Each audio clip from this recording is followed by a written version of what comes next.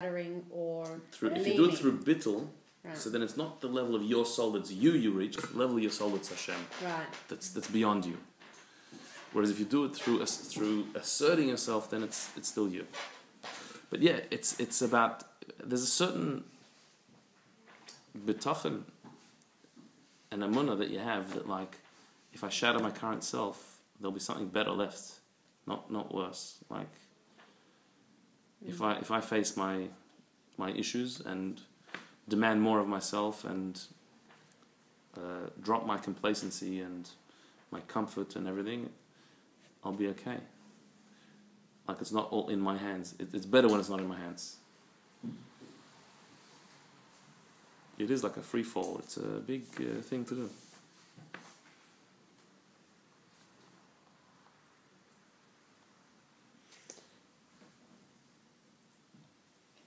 Maybe not every day, but that's what I was saying.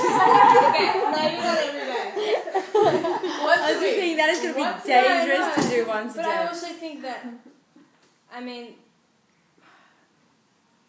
I don't know if it's something you can impose on yourself, or maybe you can, but I feel like if you've had, like, I feel like life experiences can also put you in situations where you're literally forced to, like, reevaluate whether you're inspired right now or not. And if you've been inspired and you're not inspired right now, it's this that's going to get you there.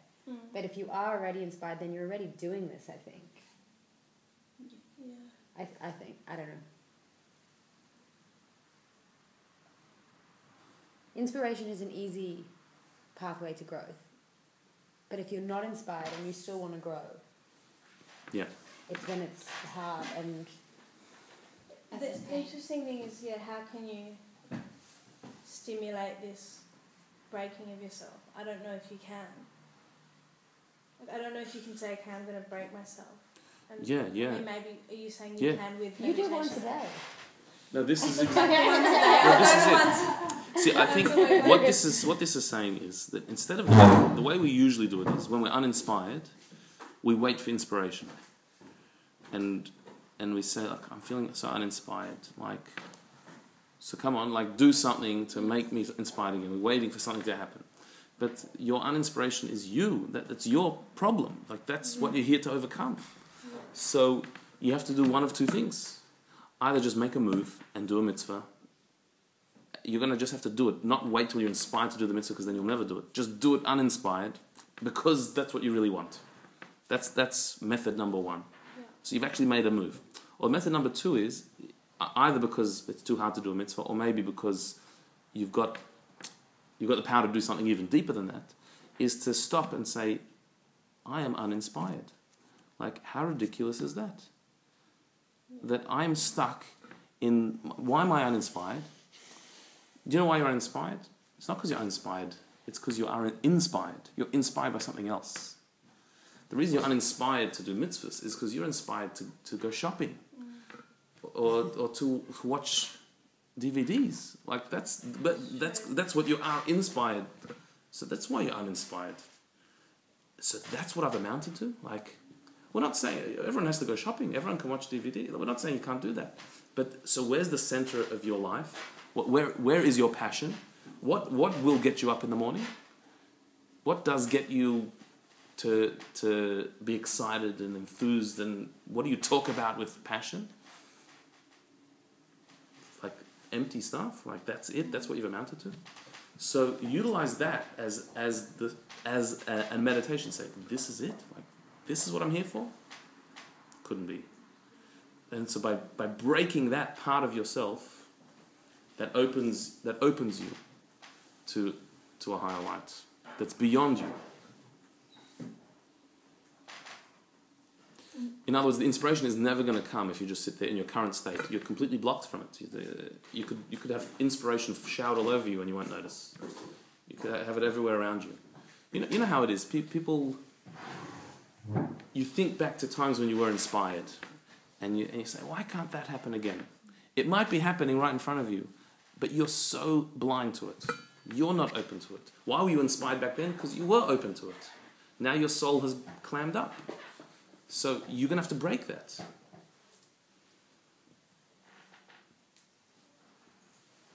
really works like that, where your inspiration is transferred to other things? It doesn't actually go to zero.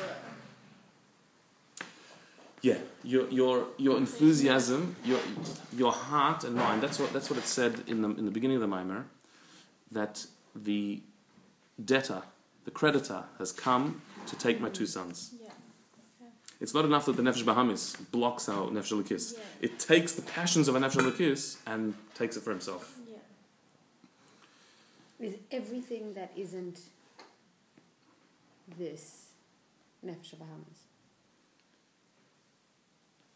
Not necessarily. But anything that is an ends of its own, as opposed to a means to something higher, is ultimately nefesh bahamis. So eating is not evil.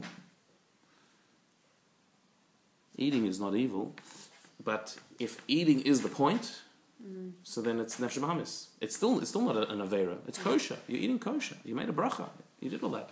But if that's what it's all about, if it's not about anything more than that, if there's not a sense that I'm eating in order to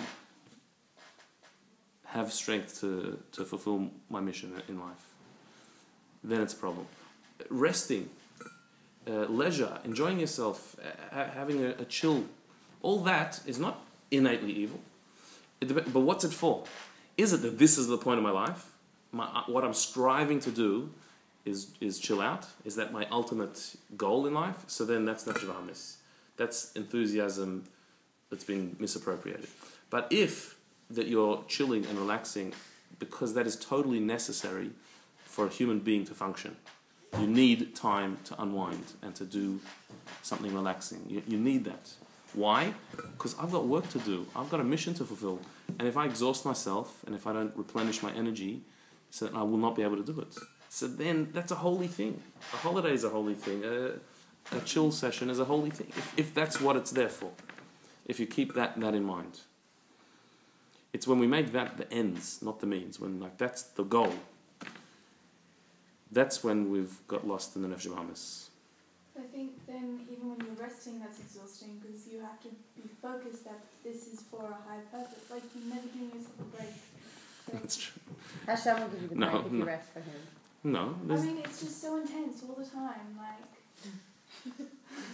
I'm here for a show. No.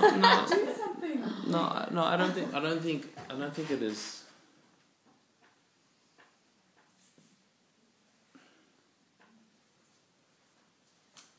No, you have to do it properly. It means doing it properly and thoroughly. I mean, there are people who go on 6-week holidays, doing nothing. They come back and they're exhausted from that, and they need to go on holidays again. There are such people, and it's not because the whole time they're on holiday they were trying to serve Hashem with their holiday. That's not why they're not replenished and relaxed. On the contrary, it's because they went away physically, but they're the same person. They haven't gone away from anything. They haven't learned how to detach, how to stop, how to relax. Like relaxing is an avodah. It's something you need to learn how to do properly. But on the contrary, if my relaxing is not because this is my life mission is not to lie around. My life mission is to do stuff. And to do stuff, I need to relax. That gives an importance to the relaxation where you better do it right. You better really relax. It's an important thing. You better be good at it.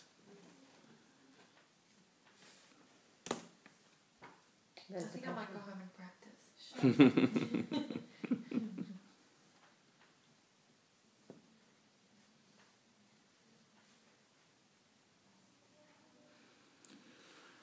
Okay.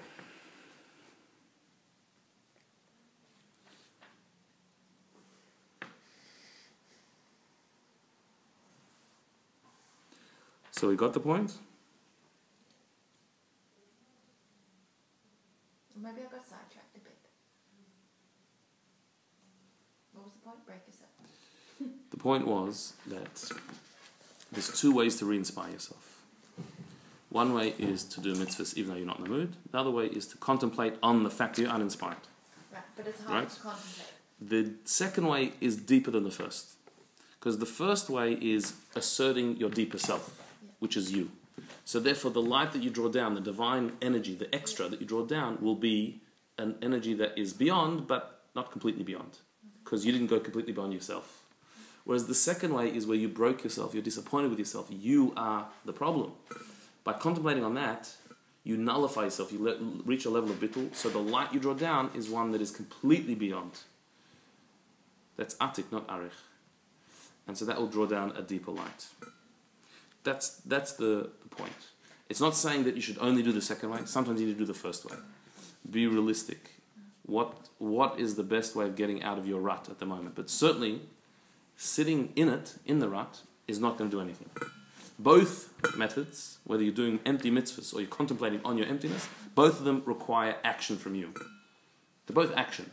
They're both movement. It's both feeling, being alive. You have to be alive. Your numbness is... The depression is the problem.